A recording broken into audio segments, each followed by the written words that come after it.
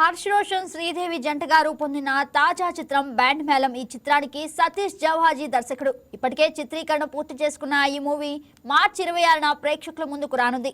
ఈ movie trailer కూడా ప్రేక్షకులను ఆకట్టుకుంది.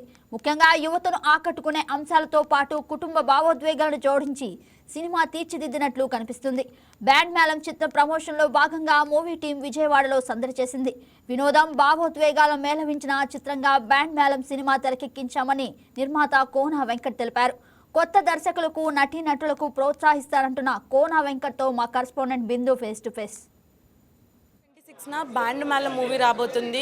పూర్తిగా అయితే ఒక విలేజ్ అట్మాస్ఫియర్ని క్రియేట్ చేస్తూ ఒక మంచి మూవీని అయితే తీసుకొస్తున్నారు. మనతో పాటు కోన వెంకట్ గారు ఉన్నారు. ఆయన అడిగి తెలుసుకుంటాం. సార్, ఎలా ఉండబోతుంది సార్ మూవీ? డెఫినెట్గా ఇప్పుడే ఒక పాత్రికేయ మిత్రుడు అడిగాడు, మీ వెంకీ సినిమాలో ఉంటుందండి అని. నా ముందు సినిమాలో ఉండే కామెడీ నాకు అంటే నా టేస్ట్ తగ్గట్టే నేను తీయబోయే సినిమాలు కూడా, తీసే సినిమాలు కూడా నేను సెలెక్ట్ చేసుకుంటా. నా వెంకీ సినిమా అవ్వచ్చు, డి రెడీ అవ్వచ్చు, వీటిలో ఉండే ఏ కైండ్ ఆఫ్ హ్యూమర్ చేశారో అది ప్రజెంట్ జనరేషన్లో ఉంటే ఎలా ఉంటుంది అలా ఉంటుంది. ప్లస్ ఒక ఎక్స్ట్రాడినరీ ఫీల్ తోటి సినిమా నుంచి బయటికి వెళ్తారు. ఆ ఫీల్ మీరు మీ లోపల ఉండిపోద్ది, అది మీ ఒంట్లోంచి పోదు బయటికి. నిన్ను కోరి చూస్తే మీకు గుర్తుంటే లాస్ట్ సీన్ గుర్తుంది కదా మీకు, క్లైమాక్స్ తర్వాత. అలాగా తలుచుకున్నప్పుడల్లా మీకు ఆ ఫీల్ వస్తుంటుంది. అలాంటిది. ఫస్ట్లీ నిన్ను కోరి మూవీ అన్నారు కాబట్టి నిన్ను కోరి లాంటి మళ్ళీ అంత కామ్ అండ్ అట్మాస్ఫియర్, ఒక ట్రయాంగిల్ లవ్ స్టోరీ మూవీస్ మళ్ళీ రావచ్చా మీ దగ్గర నుండి? డెఫినెట్ రావచ్చు. ఏముంది, చాలామంది ఇన్ఫ్యాక్ట్ నిన్ను కోరి పార్ట్ 2 కూడా తీస్తే ఎలా ఉంటుంది అన్నది ఒక గొప్ప ఆలోచన ఉంది. డెఫినెట్గా శివ నిర్మాణ నేను ఒకసారి మాట్లాడడం కూడా జరిగింది. డెఫినెట్గా ఆలోచన అయితే ఉంది. ఎప్పుడు కూడా ట్రయాంగిల్ లవ్ స్టోరీస్కి ఒక మంచిది. ఇది ట్రయాంగిల్ లవ్ స్టోరీ కాదు, కాకపోతే ఇన్ని కోర్లో ఒక డిఫరెంట్ పాయింట్ ఉంటుంది కదా. అలాగే ఇందులో ఇంకో డిఫరెంట్ పాయింట్ ఉంటుంది. మాట్లాడుకునే, చర్చించుకునే, అందరూ పదే తాము డిస్కస్ చేసుకునే పాయింట్. సో మనం ట్రైలర్ చూసినా, ఆ పోస్టర్స్ చూసినా చాలా ఓల్డ్ ఎక్విప్మెంట్స్ వాడుతూ బ్యాండ్ మేళం అన్న పేరుతో అసలు ఏంటి సార్?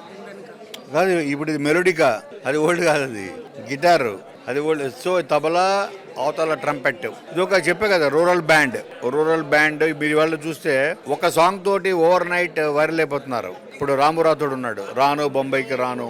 అలాగా వీళ్ళ టార్గెట్ కూడా అదే. మనకి చదువుతోనే కాదు, ఈ టాలెంట్ కూడా పైకి రావచ్చు, మనలో టాలెంట్ ఉంది ప్రపంచానికి, అది మనం ఎప్పుడు మనల్ని గుర్తిస్తుంది అని ఒక బ్యాండ్ పెట్టుకొని ఒక హిట్ సాంగ్ కోసం ఎదురు చూస్తున్న ట్రూప్ ఇది. ప్రేక్షకులకి కొత్త సినిమా వాళ్ళు అయితే, కొత్త ఆర్టిస్టుల, స్టార్ల, పాత ఎవరు చూడరాళ్ళు. సినిమా నచ్చిందా, మనకి ఈ మధ్యన చూసే సినిమాలే దానికి పెద్ద ఎగ్జాంపుల్. అలాంటి సినిమా ఇది మీకు. అంటే 100% ఒక కొత్త టేస్ట్. రెగ్యులర్ టెంప్లెట్ సినిమాలు, రొటీన్ రొట్ట నుంచి బయటకు వచ్చి ఒక కొత్త కథ చూసిన ఒక ఫ్రెష్నెస్, కొత్త క్యారెక్టరైజేషన్స్ మీకు ఇస్తుంది. తప్పకుండా మీరు అందరూ శ్రీరామనవమి నాడు మీరు సింగిల్గా వెళ్తారా, ఫ్రెండ్స్తో వెళ్తారా, కలిసి వెళ్తారా, విడివిడిగా వెళ్తారా, మీరు ఎలా వెళ్ళినా మళ్ళీ మాత్రం వెళ్తారు. సో చూసారు కదా, రెగ్యులర్ టెంప్లెట్స్ కాకుండా ఒక కొత్త సినిమాని అయితే ముందుకు తీసుకొచ్చామని చెప్పడం జరిగింది కోన వెంకట్ గారు.